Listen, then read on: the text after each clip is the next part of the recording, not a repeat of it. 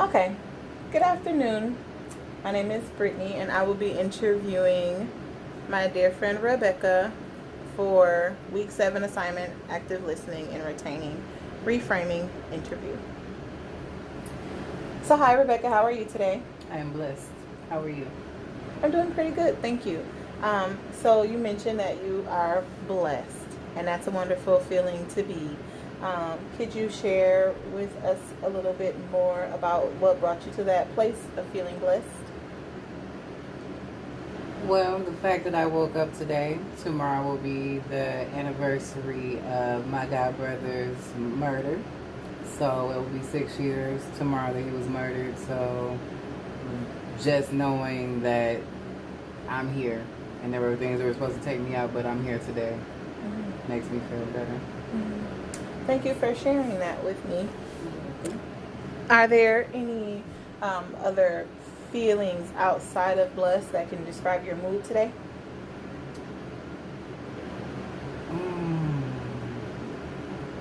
I don't know, happy, elated, I don't know, just peaceful, there you go, relaxed. It was a rush day, but it's like, I'm happy that it's the weekend, that's number one. I don't know, literally blessed would just be the best way to describe my feelings right now. Okay. Well, it's really good to hear that you are feeling blessed and happy and elated and excited for the weekend. There are a couple of questions that we're going to discuss for the purpose of this assignment. The major topic that we're going to review is what you're passionate about and what your passion is.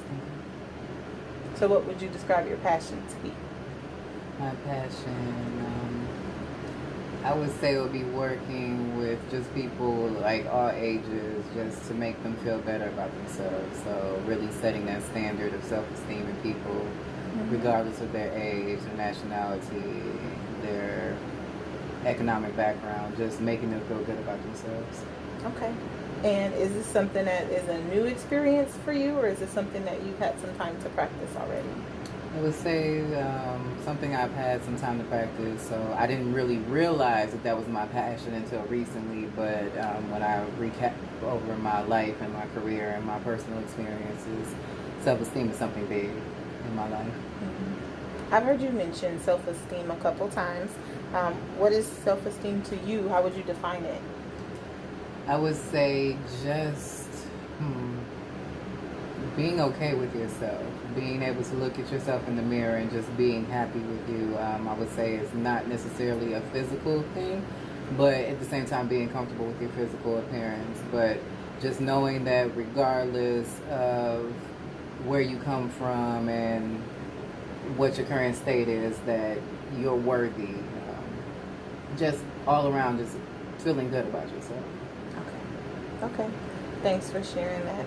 It's definitely important to feel good about yourself and to have an influence on other people feeling good. So are there any examples of times where you have helped someone else feel good? That's good. That's the wonderful. Some examples.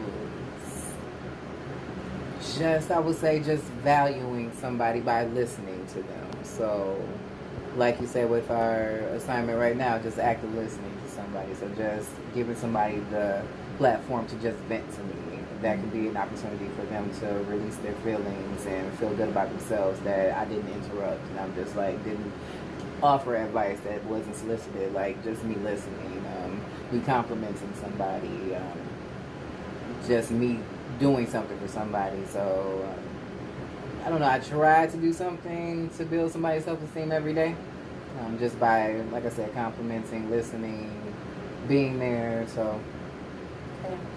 So it sounds like you describe building a person, helping build a person's self-esteem as complimenting them and encouraging them and listening to them, which are 3 very important things. And as far as communication, what is your current work situation? How are you able to help with self-esteem in that capacity?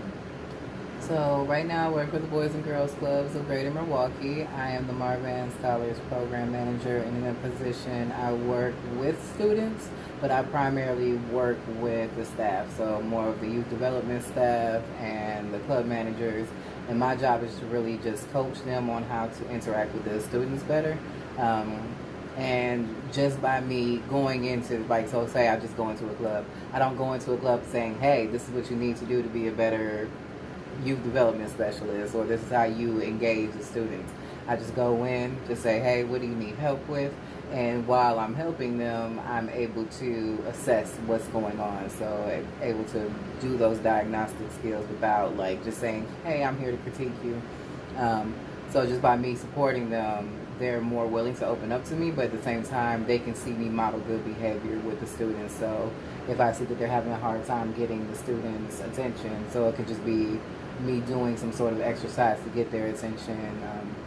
So really my job is just to model good behavior, be of support, create curriculums for the staff and for the club managers, and just pretty much I'm a go-to for my department, go-to for the club staff, and then the club manager. So it sounds like you do a lot of assisting building esteem for the adults, Yes. who then in turn have an opportunity to go back and build that esteem in their children. Would you say that that sounds about right? Yes. Okay. That's wonderful. And are there any opportunities within your current work position that allow you to exercise your passion? Yes. So just the other day we had a training, and the training was on creating high yield activities, so how we can always make a club experience positive for the kids. So with that, we had somebody who shared like what she did with the kids, and she told me that she actually had a student who only ran off twice. Now it sounds crazy, but you know that child runs off a couple of times a day. So him running off twice is something positive for him. So he's starting to trust the staff. He's starting to verbalize when he's not happy. So what she did was she actually told the mom, like, you know what, he did run off twice, but like that's something good for him. He's actually opening up to us. He's starting to check his behavior and all that stuff. So I had to compliment her on that, because in my position, you have some of my coworkers who only come from education backgrounds, or come from a supportive background, who don't necessarily interact with parents. But since I'm used to interacting with parents, like, I just had to compliment her on the fact that, you know, you could have changed the dynamic between the parent and the child by you actually going to the parent and saying, like, hey, yes, he ran off twice, but let me tell you about the strengths that he had this day. Yes, there might have been a weakness, but let me, like, you encourage that parent to let that parent know, like, that parent is doing something positive and what she's doing is working, so to keep it up. So I had to thank her, and you just saw the look on her face. And then you also saw my other co-workers that are like, okay, maybe it's not necessarily a bad thing for me to speak with parents, and if we're there to support the staff, maybe you want to forge those relationships with the parents. So I don't know, it was just a learning opportunity for my coworkers, but also a reinforcement exercise or opportunity for my other coworker who made that parent's day, and that made her day. Nice. Okay. So I want to go back a little bit to a couple things that you said. One of the things you mentioned, and just to make sure that our audience is clear and understanding your terminology, when you say a high yielding activity, what exactly is that? So I'm still learning what a high yield activity is, because we were just introduced to that. So pretty much we want to make sure that every activity that we do, or every group session we do, or any type of educational activity we do, makes the child feel safe, number one. So we want to make sure that we're protecting the social and emotional needs of the kids. So we want to make sure that there are no cords on the ground. We want to make sure that all of our terminology is building up the kids. We also want to make sure that we're engaging the kids. So we don't want to just walk in there like, hey, how are you doing? We want to make sure that we're up and above and like bringing our energy out. We also want to make sure that it has something to do with academics as well as the social emotional well-being of the kids. So everything has to tie back into their development as far as academics or emotions go. So we just want to make sure that what we're doing is engaging and safe for the kids. So I think that's the best way I can describe it right now without me knowing too much about it. But like I said, we just want to make sure it's to the point, It protects the kid and it brings the child out of their shell, or at least lets them know, like, you can trust us. Okay. And when you're interacting with the adult program leaders and club leaders, how can you tell that your interaction with them is positive for them, or that they are reaping the benefits of your peer support and motivation in them? Just by paying attention to their dynamic with the kids. So if they have a tendency to yell, if they see me when I come in there, I don't really yell. So, but I am direct with the kids. So if I just see them going from a yelling standpoint to being more firm, like, this is my standard, I'm not going to repeat myself, and I expect you to listen to that. So just watching the change in their behavior, watching them open up and understand, like, the kid is going to only give the same amount of energy that you do. So if I see the staff who are, Boys and Girls Club, youth development specialists are typically younger. If I see them let go of more of their ego or their nervousness, and they're, like, more engaged, they're not afraid to use their hands, they're not afraid to show enthusiasm. So that lets me know, like, okay, maybe I'm doing something right, as well as them just opening up to me. So it might not be you being all energetic, but you telling me, like, okay, what's going on? Like, how can I support you? You actually opening up to me lets me know that I'm supporting you, and just seeing their smile. So, especially this summertime at our legacy sites, which are our bigger sites, these youth development specialists have a lot of kids. So sometimes just them taking a break to smile means a lot. Okay. That's really nice feedback. I think it's really important, and I hear you mention how the youth, well, the adults that are leading the program are younger adults, and so they can definitely benefit from that emotional support and development, and knowing that they have a superior that wants them to be happy within their work, and that values and honors that they do a lot of work. You mentioned the legacy sites, our larger sites with lots of children. Well, of course, that can create more stressful situations, and especially when it's summertime and it's hot. And so it sounds like you're aware of all that, and you acknowledge all that in your interactions with the staff to make sure that everyone is on one accord. So that is a really good piece to mention. And thank you for sharing that. So we're going to just move on for sake of time. It looks like we are about 12 minutes into the interview, and we're going to try to get to 40 before we dismiss. So I want to make sure that everything that you wanted to share and express, you have an opportunity to do so. And so another thing that we were going to talk about is, well, one thing I want to say is, you said that you have a lot of experience working in a helping field, but that this particular field is a newer position for you.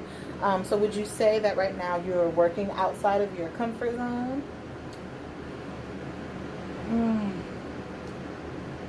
To a certain extent, I would say that I don't really feel as utilized as I have in previous positions, because it is more of a management position. So it's not like, I'm used to more hands-on, working with the parents, working with the kids, like being a direct person. So now I'm in an office. So even though I do have interaction with the kids and the staff, like it's summertime, my club assignments don't come until next month. So I'm just able to support at my office right now. So I would say it's more of a stretch for me, learning more of the management side. So it is me working out of my comfort zone, because now I'm,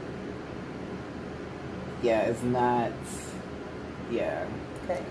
So it definitely sounds like you're used to direct service and one-on-one and face-to-face interaction with individuals. And now in the management role, you have a little bit more independent time that is not expected to be with the clientele. That sounds about right? Yes, and just like you said, the freedom, and really the position is not necessarily a newer position, but it's only been around for a couple of years. So there's a lot of stuff that we could be doing in the position, but I'm new, so I can't really just say, hey, we should be doing this. Right.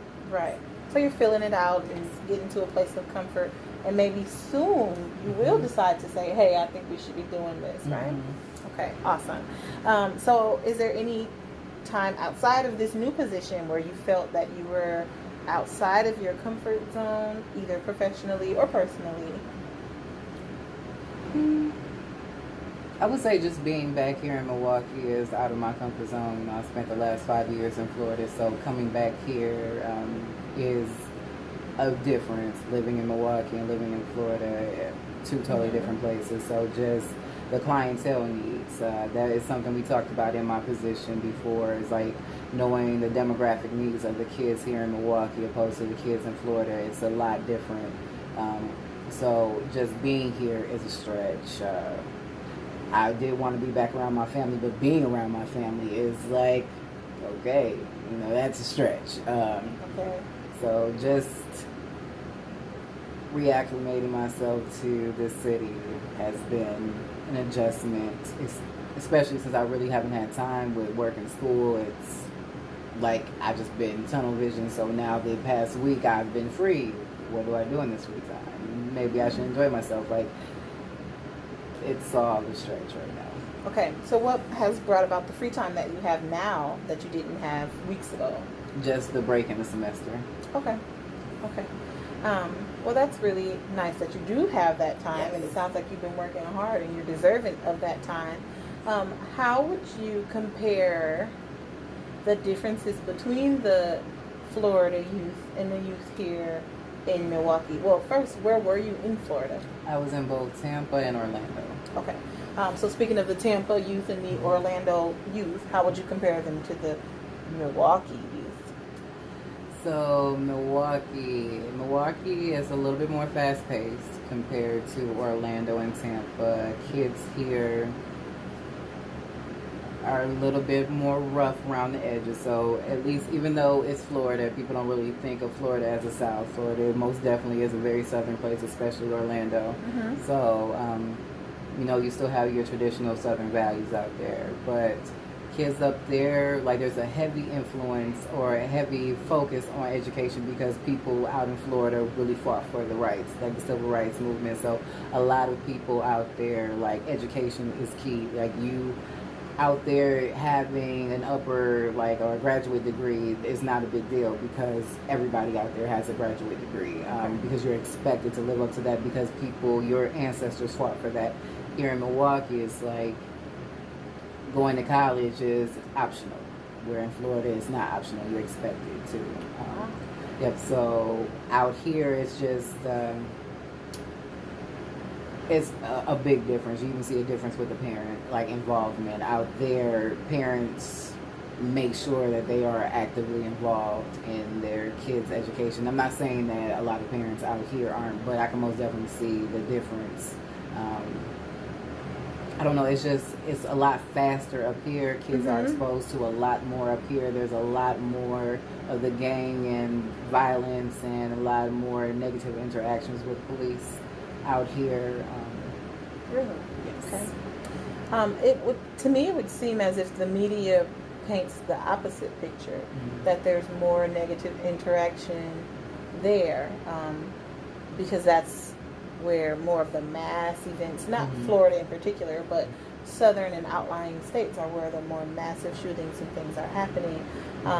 But from your point of view and perspective, it sounds like Milwaukee youth are living a faster life and there's a different moral expectation in comparison to the youth that you've interacted with in Florida. Okay. Thank you for sharing that. What would you say, well, you weren't raised in Florida, correct? You said you moved to Florida and lived there for 5 years and then returned. So what area were you raised in? So I was raised here in Milwaukee and on the northwest side of Milwaukee. Yes, just the way I was raised compared to how my cousins were raised out in the South is a little bit different. So I do agree, like, the media really paints, especially Florida, like that is the crazy place. And don't get me wrong, you do have a lot of crazy stuff that happens out there. Oh, sure. Yes. So out here, like, and that's, like, you have to look at the demographics. Like, out here, like, you know, you can get anywhere in 10 minutes, especially if you use the highway. Like, I can get to the south side in 10 to 15 minutes. Out in Florida, you know, because you visited me in Florida. I did. I can go from my door to the gas station in about 10-15 minutes, depending on traffic. So there's a lot of space out there. So when you look at the amount of land out there and you hear that 100 people in this area died in this part of the city, but you also hear that 100 people died in this city right here. It's like you can feel this whole city in just the west side of Orlando. There's a problem with that. So it's like Florida, a lot of, you'll have your shootings, but then you'll have somebody like that person will get burned. So crazy people, right? Not just violent, more crazy people. Right. But in Milwaukee, it's like kids are just being exposed to it just so often. Well, that's a really good point when you think of the geography of it and how there's so much more space to accommodate the population of people. But in Milwaukee, that same amount of people are in such a condensed space. And then you mentioned how they're exposed to more things. Well, it's hard to avoid it, it sounds like, because it's right here, I can see the neighbor's window, and right there, I can see the other neighbor's window. And so people are so much closer together where they don't have that space to breathe, to find that individuality. So it's really positive that you are working in a youth setting, in a youth capacity, so that you can bring not only what you experienced growing up here in Milwaukee, but also the differences that you've experienced moving to Florida, living in a different environment, and finding the best blend of that to continue to service the individuals back here in your home square. So that's a wonderful thing. You mentioned that moving back here has had its pros and its cons emotionally, while dealing with just readjusting and taking space, but then coming back and maybe wanting a little more space. What would you say on the positive side of things, outside of your external influences? What values would you say, or what morals would you say that you feel most importantly you inherited from your family here in Milwaukee? My family, hard work. Both my parents worked very hard my entire life, so they set that standard that you're expected to work hard, you're expected to be a great person. Not all of us lived up to that, but it was that expectation that, you know, I worked very hard for you guys. I expect you guys to get out here and make it happen for yourself. And I will say that 3 out of 4 of us do have a strong work ethic. And wonderful. Yes, and I would say, what else? From not my immediate family, but we all know Aunt Betty.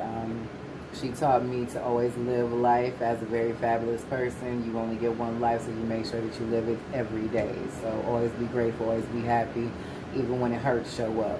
So that is one thing. Even with her having shoulder issues, she's bone on bone right now. You wouldn't know this by the way she moves around. But she was like, you know what, I get one life. I'm already 77 years old. I'm going to enjoy this. Wow, so your aunt is 77 years old and dealing with a chronic pain issue, and she is still out there living life like nothing has ever happened. She just took me to dinner yesterday. She plays no games. Wonderful, wonderful. So tell me about this fabulous life. How do you see it in your aunt? I see that, I mean, first off, my mother's side, they grew up dirt poor. They're immigrants from Austria. My great-grandmother came over here on Ellis Island, came over here to Milwaukee, had nothing. So, I mean, she was a cleaning lady. She worked all the way until she was like either 85 years old or 87.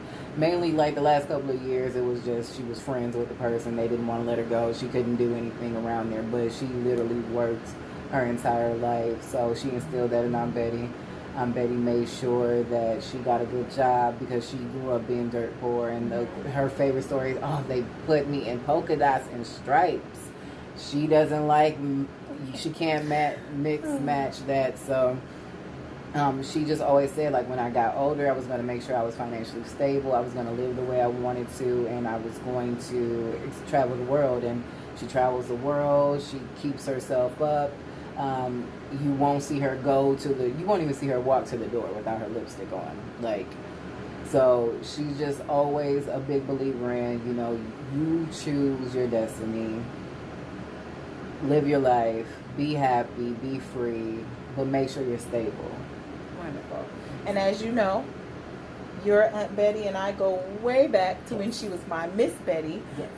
Knowing her since I was, in the 3rd grade. And you were the best secretary ever. Yep, that story, she lets everybody know, and I appreciate that. Her and I have our own connection, and it just shows, honestly, it shows how small and how backdoor Milwaukee is for years past. And I, meet you and develop a friendship with you, and all of your friends talk about your Aunt Betty, and I meet her and I'm like, this is my Miss Betty. So that's really, really cool, and thank you for sharing so much about her, more than I knew, and I appreciate opportunities to still see her. She's 4 minutes down the street from me, and that's wonderful that she's a person that has helped you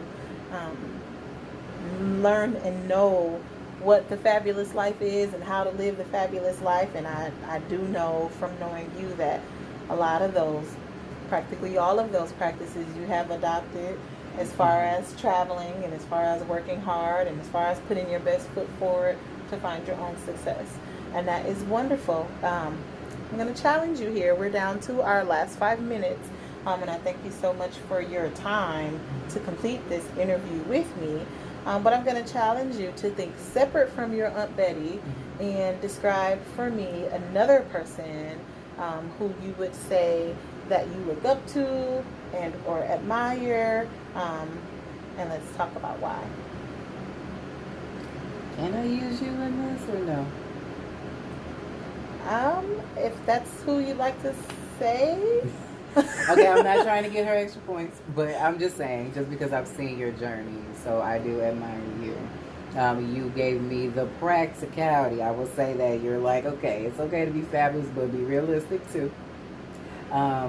So I will say that you are one of the people I do admire as well, because I've seen you go from working at 14 years old all the way up to where you are now, and just seeing how you navigate. You've been through so much stuff, and how you keep moving regardless of what's thrown at you, and just seeing the amount of sacrifices you've made, even though that I will say that I've rubbed off on you with the optimistic side, you rubbed off on me, I'm not going to say pessimistic, I would say realistic, there you go. Just seeing that you've taken those leaps where I know that that is not something that you tend to like to do, because you like to be like, okay, where is this coming from? So just seeing the risk that you have taken just the last couple of weeks to make sure that you get this master's degree done is an inspiration to me. And it's like, if my best friend, who has all this stuff going on, who has a great career, can let that career go to make sure that she handles this job or handles this task of getting her master's, and taking on 2 part-time jobs, and then the internship, and then while raising your kids, and still being a very active parent, and showing these kids who grew up in Milwaukee something different, it's like, why can't I take that risk? So I thank you very, very much for saying that, because it's definitely a lot of work and hard work and emotional work. And I will say that even to just feel comfortable enough to, like you say, be optimistic, to take a leap to do something like this is something that, I've definitely watched in you when you decided to move, and when you decided to pursue school, and when you decided to pursue it at rapid levels of, just getting it done and doing it and learning and retaining and still traveling and still having fun. It's something that I can also say I look up to you as well, and I'm happy to see how over the years from when we've met, how both of us have grown, yes, but I really do have some positive thoughts and feelings about how you've grown and what you've gone through, and what I see you doing, and how I see you continuing to push yourself. Whereas I would have been like, okay, I'm done now. And, you're on the other hand, like, nope, I'm going till I get to the top. And that's something that is very, very, very admirable and very awesome. Feel proud of yourself every day for the work that you're doing, sincerely. And like you said, not just for my homework assignment, but now I'm talking to you, keep doing it and keep being great at it. I thank you for your time to come over here in between one engagement, heading to the next engagement. to do this interview with me. And whatever feedback comes back from it, I'll be sure to share it with you, just so that you know that you were a part of this for me, and how appreciative I am that you took the time out of your day to help me by being the person I interviewed for this assignment. Are there any final questions or additional concerns that you wanted to address while we have this time? No. Okay. And that's A-okay. I just wanted to check and make sure. It looks like we have hit our time mark of 30 minutes, and I feel that I got a very thorough interview from you, where I had time to practice my active listening skills and my reframing of information to make sure that I knew and understood what you were sharing with me, and to avoid any misunderstandings or lack of follow through with any of the information that you wanted to express today. So I thank you for your time. Yay.